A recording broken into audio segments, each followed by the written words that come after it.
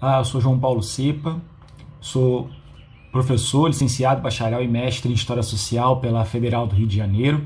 Nos últimos anos tenho feito alguns estudos, algumas pesquisas na área de educação. Foi uma área em que eu me envolvi pelo meu evento profissional, pela minha trajetória profissional em trabalhar na Secretaria de Educação do Espírito Santo. Fui gestor, gerente de currículo da Secretaria. Então, muito do que eu vou trazer aqui do meu tema tem a ver com a minha trajetória profissional, em que atualmente eu trabalho no terceiro setor, né, com apoio técnico para a implementação de currículos e políticas alinhadas à Base Nacional Comum Curricular. Primeiro eu queria dizer, né, o tema da minha pesquisa. A pesquisa trabalha sobre processos de gestão curricular em tempos de pandemia, então é um tema bem contemporâneo.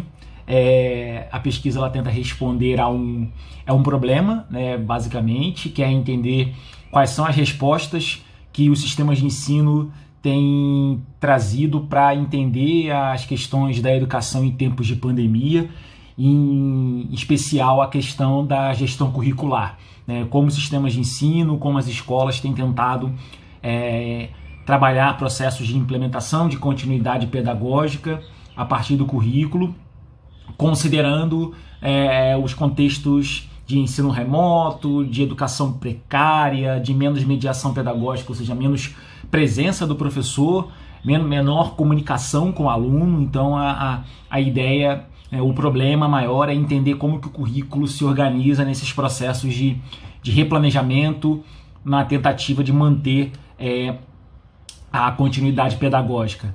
E aí eu queria trazer rapidamente dois dados de contexto, acho que são importantes. Um primeiro é justamente que esses processos de reposicionamento das políticas pedagógicas, da formação, do currículo, da avaliação, do trabalho docente, das tecnologias, elas advêm justamente de uma narrativa, né, que vem sendo construída com base em literatura nacional e internacional. E aí a gente tem aí dois organismos multilaterais muito influentes nesse processo, que são a OCDE e a Unesco, que têm trazido a importância de manter a continuidade pedagógica, de manter vínculos entre alunos e professores, de forma a mitigar perdas de aprendizagem que dificilmente se reposicionariam ou se repuseram em curto prazo, né? Então, uma primeira narrativa construída e de bastante capilaridade, né, nos sistemas educacionais, nas falas dos gestores. E um segundo ponto muito relevante é o do quanto que as normativas nacionais têm influenciado nesses processos de replanejamento, em especial na questão do currículo.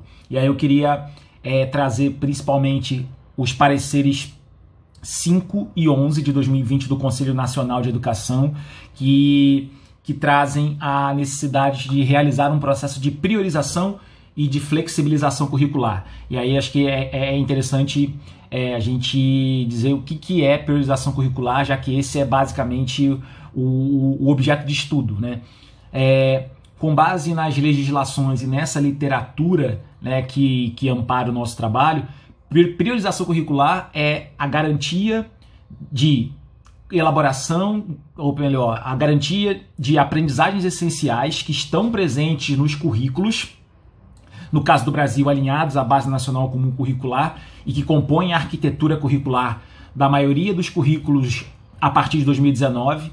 Então, a maioria dos currículos hoje, pelo menos em todos os currículos de Estado, né, das redes estaduais, e pelo menos 50% dos currículos das redes municipais, hoje, tem como amparo legal e de estrutura a Base Nacional Comum Curricular. Isso está numa pesquisa da Undime que foi lançada no início do ano sobre os processos de construção de currículos a partir da BNCC. Então, a ideia de priorização é justamente encontrar esses recortes essenciais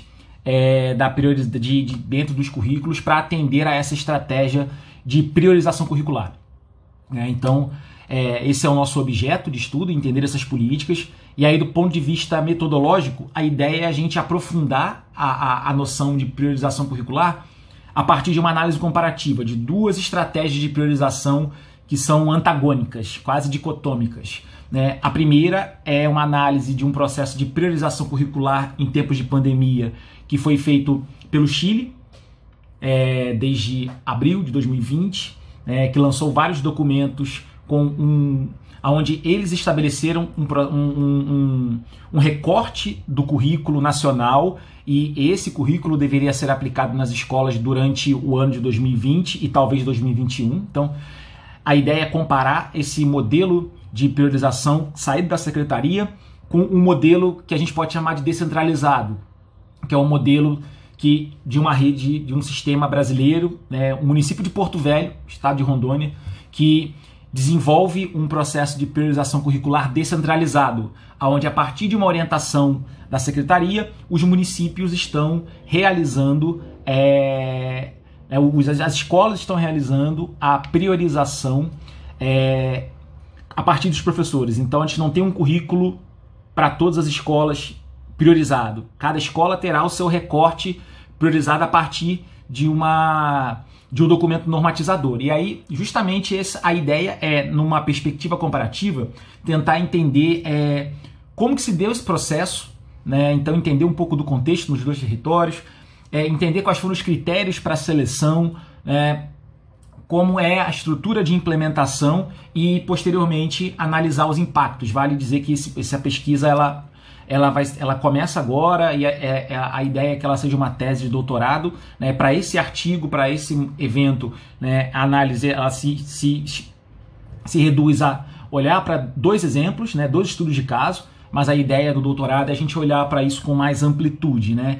E aí, do ponto de vista teórico, acho que faz muito sentido a gente falar um pouquinho da Maria do Céu Roldão, que traz a lógica do binômio, né, do binômio curricular, de entender como é feito o processo de gestão curricular, desde a concepção à implementação, olhando para modelos mais focados em decisões centralizadas nas secretarias, né, e o desenho das políticas de implementação que vão impactar diretamente na prática do professor, e ao mesmo tempo olhar a outra ponta do binômio, né, que são os processos mais descentralizados, né? Então a ideia é muito entender, à luz do conceito de binômio curricular, como que essas experiências se constroem dentro de uma trajetória de políticas públicas, de políticas pedagógicas curriculares, né? No caso do Chile, mais centralizadas, e no caso de Porto Velho, né? Como em muitos municípios, até estados brasileiros, esse processo ele não é focado 100% na secretaria nem 100% na escola. Então nós temos processos mais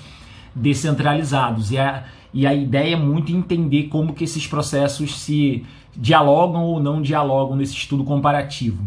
E a gente já conseguiu, acho que, olhar para algumas dessas hipóteses, algumas respostas temporárias. Então, acho que a primeira e talvez mais estruturante é de que o desenho da priorização ela advém de uma trajetória de sistemas de gestão curricular nos 2 territórios, né? A pesquisa mais ampliada traz isso de maneira mais latente, né?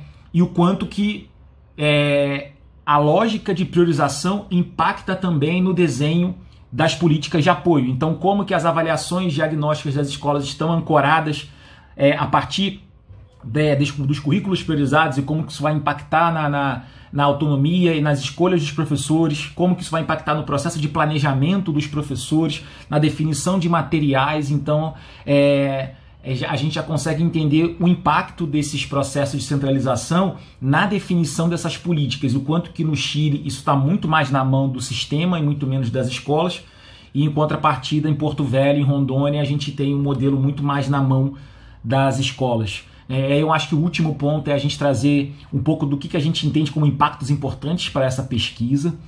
Acho que, em primeiro lugar, é muito interessante ver no currículo, que é um espaço de disputa ideológica e de concepções políticas, o quanto que a resposta à pandemia, a partir da priorização, ela faz a gente olhar numa perspectiva ampliada como que os sistemas estão estruturando as suas políticas curriculares. Então, que conteúdos selecionam, quais as finalidades, quais que são as políticas prioritárias de implementação, e ao mesmo tempo a gente quer avaliar, nessa pesquisa mais ampliada, quais das 2 estratégias tiveram melhor impacto na finalidade de mitigar os problemas de aprendizagem nas escolas.